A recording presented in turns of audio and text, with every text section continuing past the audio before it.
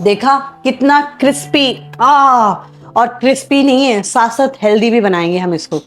कैसे बताते हैं। हमने स्टार्ट किया एक चैलेंज मेरी प्यारी प्यारी मम्मीज के लिए, जिसमें मैं बना रही हूँ हेल्दी रेसिपीज उनके हेल्दी बच्चों के लिए। तो आज है हमारा डे 9 और आज हम बनाएंगे कटलेट। कटलेट तो हेल्दी है ही नहीं, बट हम कटलेट को इस तरह से तैयार करेंगे कि वो बच्चों को हेल्दी भी लगे और टेस्टी भी। हेल्दी कटलेट बनाने के लिए आपको चाहिए पोहा, पनीर को कद्दूकस कर लेना अच्छे से, पोहे को 10 मिनट के लिए भिगो देना है। उसके अलावा हम इस घर में जो भी वेजिटेबल है, गाजर है, प्याज है और अदरक है, हरी मिर्च है, ये सब का पेस्ट बना लेंगे। इसके अलावा बीन्स है, पत्ता गोभी है, ब्रोकली है, ये सब भी हम इसमें डाल सकते हैं इसका और हेल्दी वर्जन बनाने के लिए। इसके अलावा मैंने इसमें काजू लिया है, काजू का पाउडर बना लीजिए मिक्सी में ग्राइंड करके। मूंगफली को रोस्ट कर लीजिएगा तवे पे, रोस्ट करने के बाद उसको मिक्सी में इसको भी ग्राइंड करके इसका पाउडर बना के इसको जो हम पेस्ट तैयार करेंगे इसमें अच्छे से मिला लीजिएगा। ठीक है, अब इसमें आपको सफ़ेद तिल भी मिलाने हैं ताकि बच्चों का कैल्शियम की पूरी पूर्ति हो, न्यूट्रिशन मिले। और साथ साथ हम इसमें काले कलौंजी, इसकी कहानी सिर्फ अचार तक सीमित मत रखो, ये बहुत न्यूट्रिशन होता है इसके अंदर। बस खाते समय इतना ध्यान ज़रूर रखना है कि ये एक्सेस में नहीं खाना। मतलब अगर दिन के बच्चे के खाने के अंदर इसके 4-5 सीड्स हमने डाल दिए तो दैट्स इनफ। ठीक है, उसके बाद आप इसका ऐसे छोटा सा पेस्ट, ऐसे बॉल्स बना लीजिए।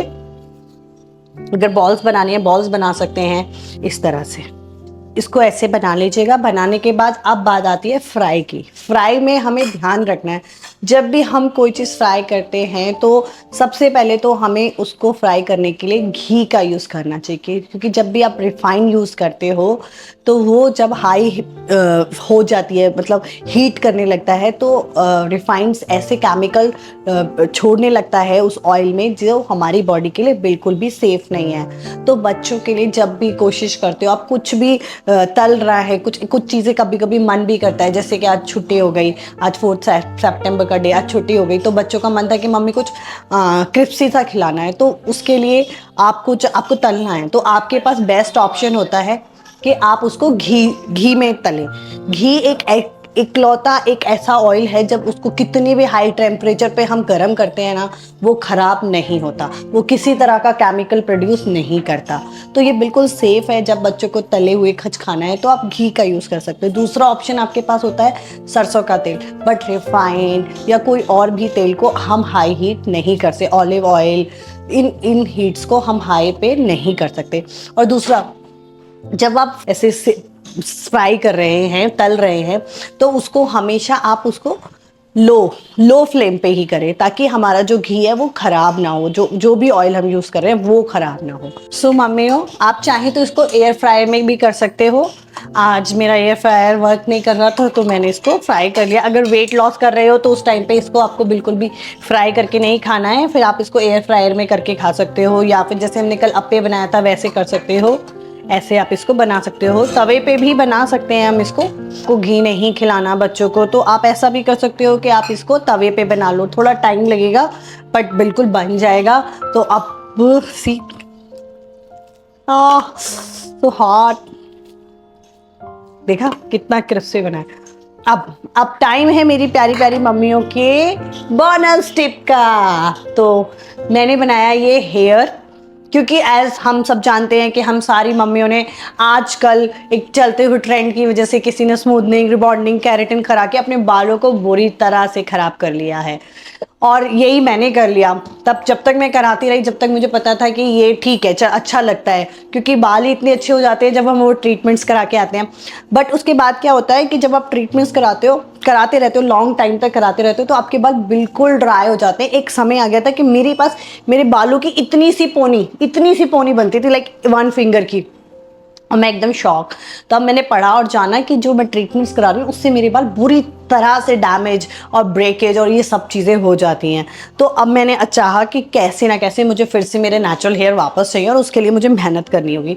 सो मैंने बहुत अच्छे अच्छे प्रोडक्ट्स भी यूज़ करे हैं। आप चाहें तो हमारा मिनोरा का शैम्पू और कंडीशनर यूज़ करके देखें, आपके बाल ट्रस्ट करके देखें, 3 महीने में आपके बालों में चमक, क्योंकि देखो जो एक दिन में रिजल्ट देता है ना वो खाली मतलब लाइक मैं उसको ये नहीं, मैजिक नहीं हो सकता। एक दिन में आपने कोई चीज़ लगाई और मैजिक हो गया, ऐसा नहीं होता।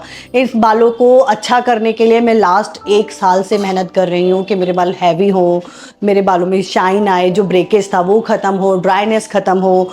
तो उसके लिए मैंने एक टोनर ये 3 महीने से मैंने बना कर रखा है, मैं इसको भी यूज़ कर रही हूँ। मैं और भी आपको आगे चल के वीडियोस में बताऊंगी, क्योंकि मुझे पता है कि सबके लिए हेयर कितना मैटर करते हैं। तो मैंने इसमें डाला है रोज़मेरी, काली मिर्च, मेथी और कड़ी पत्ता। इन चारों चीज़ों को मैंने बराबर क्वांटिटी में डाल के, मतलब मैंने 2-2 स्पून डाला और साथ में मैंने डाले 2 ग्लास पानी और मैंने उसको किया बॉईल। 15 मिनट तक बॉईल करने के बाद मैंने इस बॉटल मतलब स्प्रे बॉटल में डालकर रख लिया। अब मैं इसको रखती हूँ फ्रिज में।